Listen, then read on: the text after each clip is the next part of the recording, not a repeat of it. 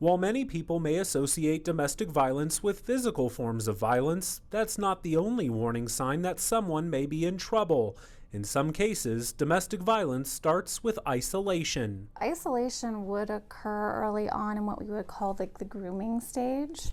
And it can become physical isolation of controlling when they can leave the home, when they can drive their car, who they can see, where they can go. Isolation can also mean creating a gap or barrier between someone's family and friends. The warning signs of that would be telling the person, oh, they don't have your best interest. You shouldn't listen to your family members. They don't know what they're talking about. Your friends aren't really your friends. Things like that to make the person feel like they can't rely on those people anymore and they can't reach out to them.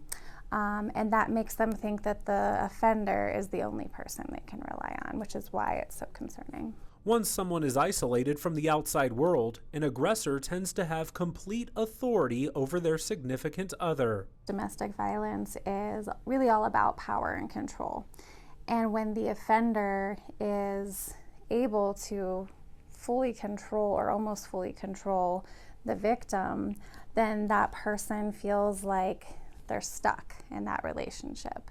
It's why the Crisis Center wants people to be able to recognize these warning signs early on so they can get immediate assistance. While some domestic violence survivors may be hesitant to call police, there are other resources counselors and therapists can provide. When I meet with a client who is coming to the Crisis Center, I'm sitting down with them and just meeting them where they're at in that moment.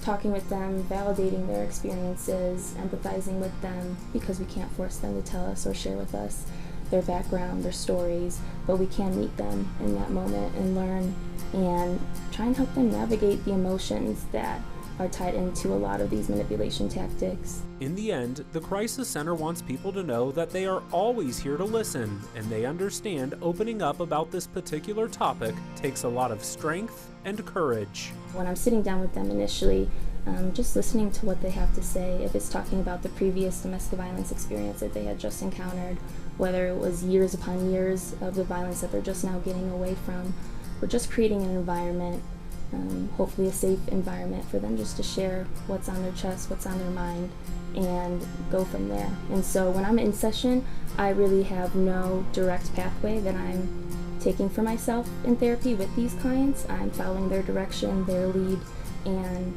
going from there.